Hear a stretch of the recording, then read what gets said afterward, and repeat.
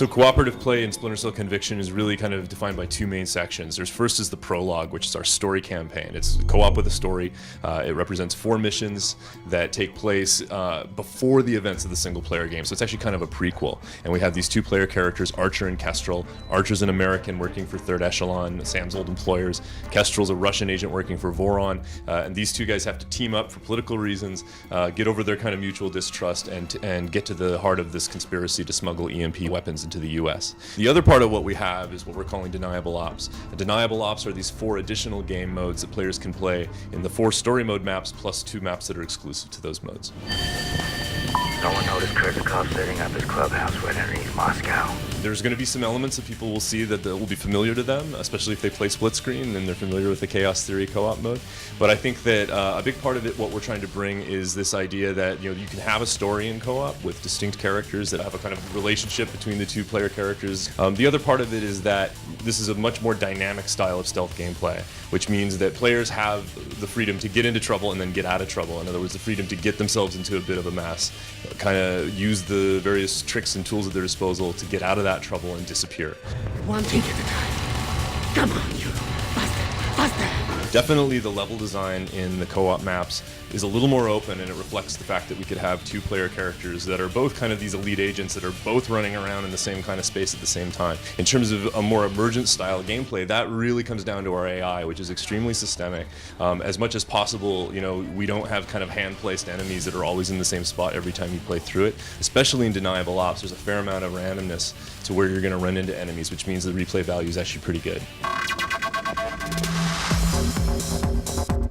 As Third Echelon agents and Voron agents, Archer and Kestrel have kind of like their basic default equipment setup, which they can use at the start of the game. However, all of the weapons that you encounter, either in single player or in the co-op storyline, become kind of part of your persistent armory. So every time you encounter a weapon stash, or every time you enter the locker room kind of in the main menu of the game, you're able to go in and pick weapons that you've encountered at various points in both single player and in co-op. You're then able to upgrade those weapons persistently using those peck points. You can also upgrade your overall armor setup, the capacity for carrying ammunition and gadgets as well. In terms of trying to reward the more elite players, the more advanced players, what we really wanted to do was sort of say, reward those players that are being extra well coordinated in terms of how they play together, reward the players that are taking the time to synchronize their actions by kind of unpeeling different onion skins to the different mechanics of the game. So to give you an example, people know about the mark and execute system from single player. The exact same system, the exact same controls are there for you in co-op. The difference is just when you have 2 players that are able to mark enemies, they can share their marks. That's kind of the first layer of it. The next layer of it is once players start to synchronize themselves a bit better, they can move into tactical positions where they're able to simultaneously take out a larger number of enemies in a bigger area. So we have 4 modes in deniable ops. The first that people are aware of probably is hunter mode. Hunter mode is really about going into a particular zone and eliminating the enemies that are in that zone, ideally without them realizing what hit them. If you do get detected, it means they call in reinforcements, and suddenly you can find yourself up against twice as many guys that are searching for you. Last Stand is kind of a survival mode where you basically have to protect an EMP warhead that has a limited amount of hit points, and we have waves of enemies that are coming into the map that are really out to destroy that warhead, and they're getting harder with each wave. We have an adversarial mode called Face Off. It's spy versus spy, but with the added kind of strategic element of having hostile enemies in the map if the players choose. We also have our Uplay unlockable mode. It's also available in our collector's edition, and that's Infiltration mode.